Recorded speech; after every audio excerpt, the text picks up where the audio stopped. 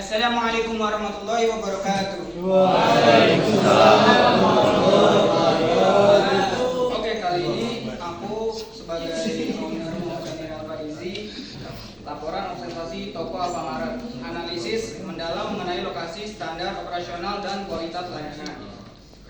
Oke. Analisis lokasi dan eksterior. Posisi strategis. Gerai terletak di area dengan lalu lintas tinggi high traffic, dengan dekat dengan pemukiman warga dan fasilitas umum, memastikan visibilitas maksimal. Oke, fasilitas eksterior. Area parkir, tersedia lahan parkir yang cukup untuk motor dan mobil, memudahkan akses pelanggan. Branding, signage tiang, policy, dan stop sign terlihat jelas dari jarak 50 meter. Kebersihan, area teras dan halaman bebas dari sampah menciptakan kesan pertama yang positif. Next. Observasi interior dan display produk. Penataan produk mengikuti standar planogram yang ketat untuk memudahkan alur belanja konsumen dan memaksimalkan impulse buying. Kerapian, rak gondola, aktivitas facing out, ketersediaan label harga. Next. Standar layanan dan personil. Budaya, budaya 3S, senyum, sapa, dan salam. Personil kasir secara konsisten menerapkan standar sapaan ramah kepada setiap pelanggan yang masuk dan saat transaksi. Oke. Penampilan, belum bro.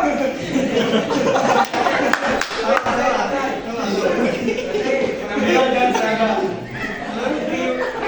Menggunakan seragam lengkap, baju merah dan biru. Sesuai standar grooming perusahaan terlihat bersih dan profesional.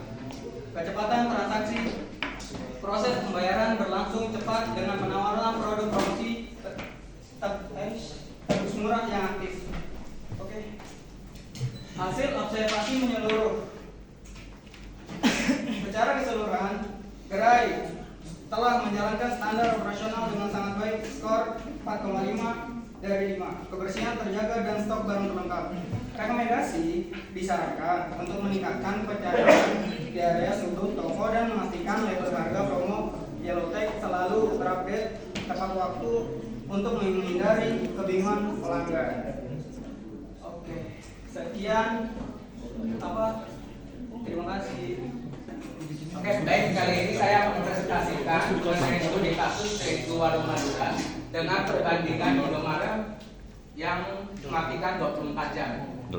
Disclaimer sebelumnya, untuk observasi ini atau research ini saya menggunakan digital, bukan observasi langsung.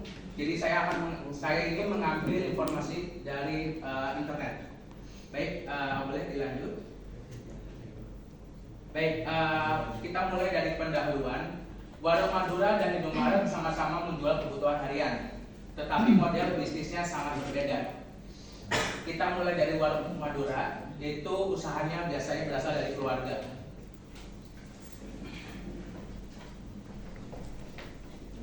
Lalu modalnya juga bisa terbilang kecil, fleksibel, dan dekat dengan warga. Biasanya berada di perdesaan ataupun kota-kota kecil. Selanjutnya untuk pendahuluan Indomaret, biasanya retailnya sudah modern, sistemnya sudah terstandar atau teknologinya sudah lebih berkembang, teknologinya kuat dan promosinya banyak dan besar. Studi ini membandingkan peluang, strategi, kekuatan, dan daya adaptasi keduanya. Boleh dilanjut? Oke, untuk background Warung Madura, seperti yang saya bilang di awal itu, dia adalah usaha keluarga.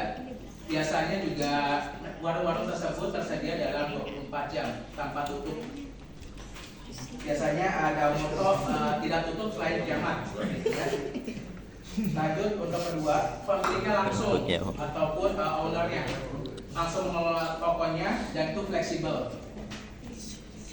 Selanjutnya untuk lokasi warungnya biasanya dekat dengan pemukiman, desa-desa kecil ataupun kota-kota yang belum mempunyai atau belum berkembang seperti itu. Selanjutnya hubungan sosialnya kuat, di mana warung-warung ini sudah dekat banget sama tetangga-tetangganya, di mana seringkali tetangganya sering utang ataupun beli dulu bayarnya besok seperti itu ya. Selanjutnya adaptif terhadap kebutuhan warga dan kebutuhan pasar. Jadi untuk harga-harga katalognya atau harga produknya seringkali berubah-ubah sesuai dengan kebutuhan pasar atau restock dari industrinya. Boleh dilanjut?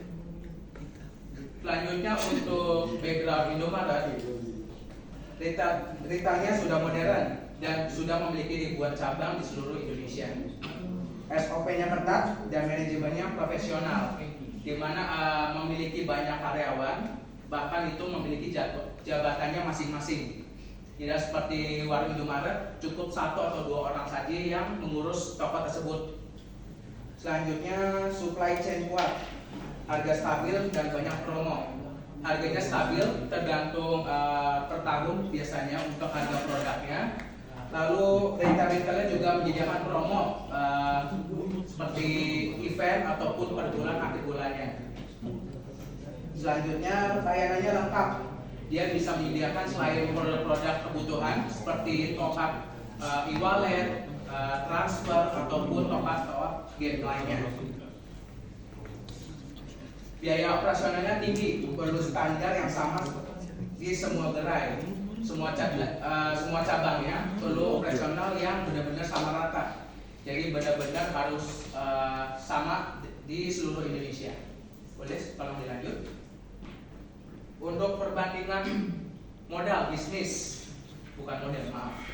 Perbandingan modal bisnis, diantaranya Warung Madura dengan Indomaret.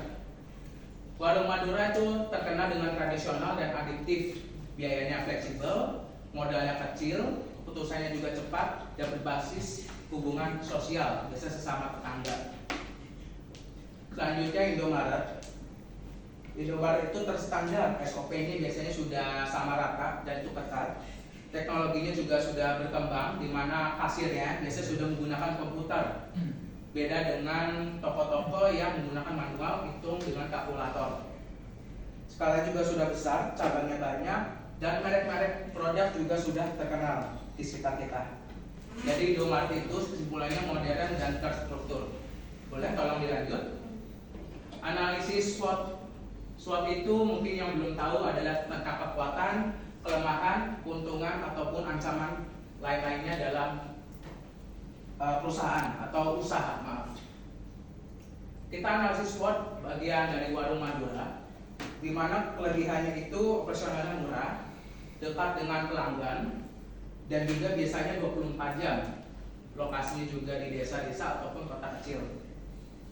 Kekurangannya biasanya untuk pembayarannya seperti yang saya bilang manual, tidak ada setoran digital.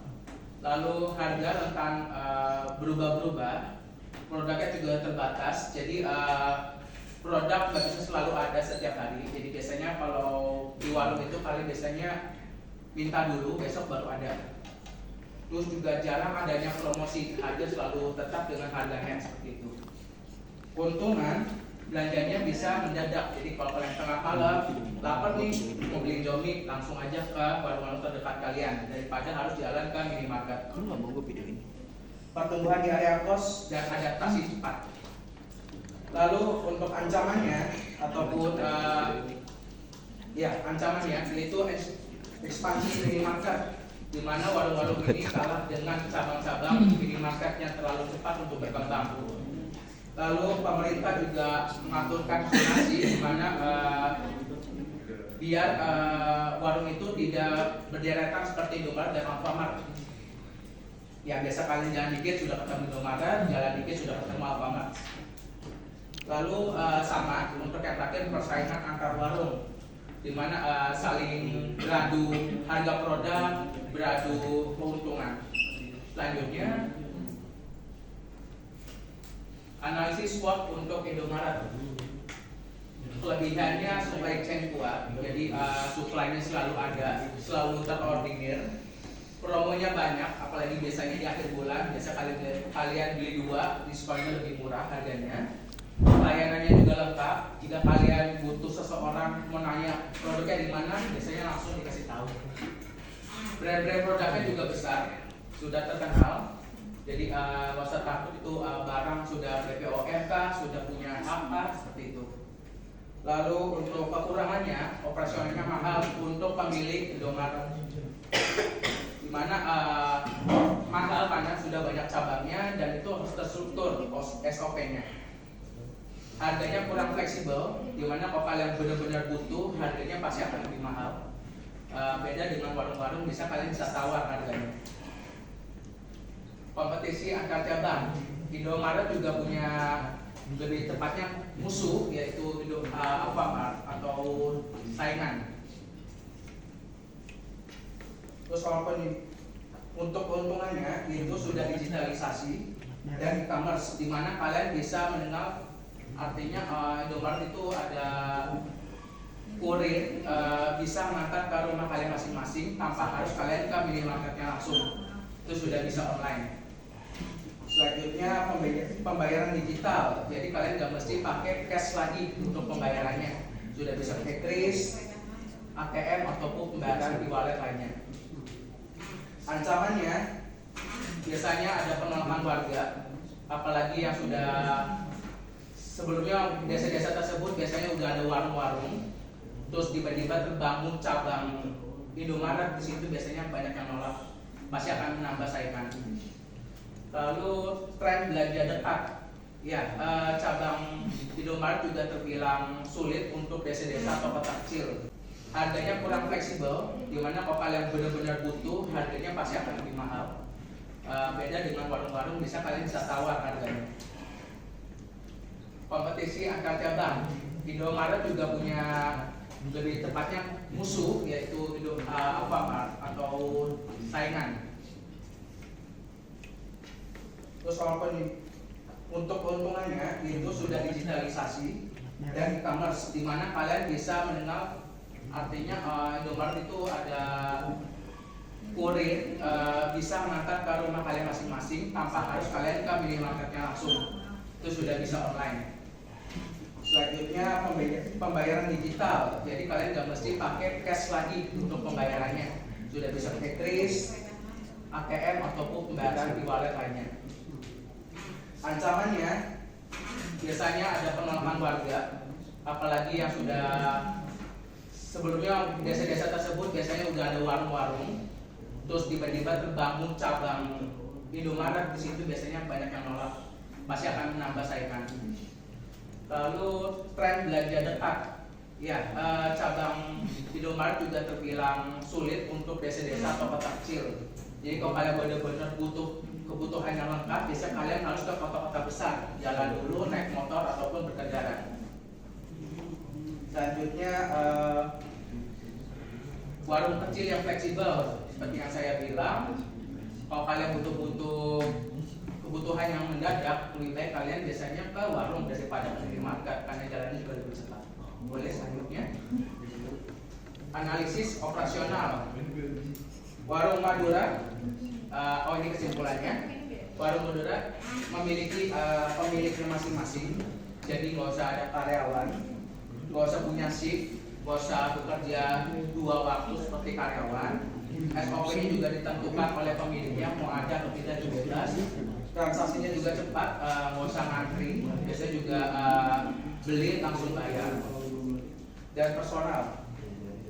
Lalu selanjutnya Indomaret.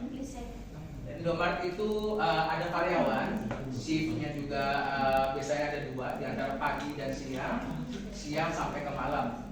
Komputernya juga sudah, maksudnya kasirnya sudah berbentuk teknologi komputer, dan itu ada auditnya, di mana biasanya ada orang yang akan datang ke cabang-cabang untuk audit produknya, apakah benar stoknya sisa segini sesuai dengan laporannya. Pelayanannya konsisten, di mana kalian masuk dan selamat datang di Indomaret, silahkan berbelanja. Biasanya akan selalu ada pengucapan selamat. Terus antre bisa lama, itu analisisnya. Biasa kalau kalian lagi rame-ramenya atau lagi promosi, antrian akan lebih lama. Perbandingan harga dan produk. Harga warung Madura harganya fleksibel, produk kebutuhan juga bisa dibeli dengan secara mendadak. Kalian juga bisa tawar-menawar kalau misalnya barangnya terlalu mahal. Kalau Indomaret harganya sudah stabil, cuman nggak bisa ditawar, dan biasanya untungnya ada promo, cuman harus lihat dari informasi-informasi cabang-cabang Indomaret tersebut. Produknya juga lengkap, diantaranya ada frozen food, kosmetik, ataupun layanan keuangan. Selanjutnya studi kasus perilaku konsumen. Pelanggan warung muda biasanya itu dari tetangga-tetangga ataupun warga sekitar, anak kos, pembeli kebutuhan yang mendesak, pembeli yang butuh fleksibilitas, atau biasanya lebih kasarnya utang dulu deh, besok baru bayar. Lalu selanjutnya untuk pelanggan Indomaret, yaitu biasanya yang suka mencari promo. Biasanya yang udah tahu nih promonya di mana, dia tahu hari ini ada promo, biasanya baru beli-beli. Belinya juga mingguan ataupun bulanan, yang biasanya belinya langsung untuk stok di rumah. Terus juga beli untuk frozen food, di mana jarang sekali untuk warung mempunyai freezer yang isinya kayak nugget, kentang goreng yang biasanya masih berbentuk frozen. Lalu pembeli yang biasanya membutuh top up seperti e-wallet ataupun game-game seperti itu. Studi kasus lapangan ini berbasis internet ya teman-teman. Kedua bisnis bisa berdampingan dan itu tetap laku, itu fakta. Itu tergantung dari konsumen yang membutuhkannya. Warung untuk kebutuhan cepat dan mendadak, Indomaret untuk promo dan belanja lebih banyak. Faktor utamanya nilainya berbeda, bukan harganya. Jadi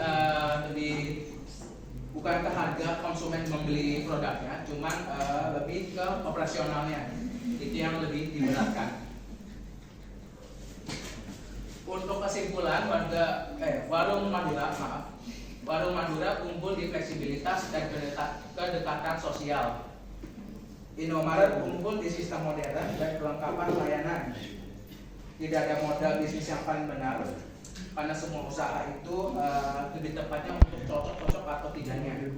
Itu tergantung dari lokasi dan kebutuhan konsumen. Lalu dua modal usaha tersebut bisa hidup berdampingan selama memiliki tawaran ataupun peminat dari konsumen. Oke, sekian dari presentasi kami mengenai pelaporan studi kasus mengenai Warung Madura dan Indomaret. Sekian, terima kasih.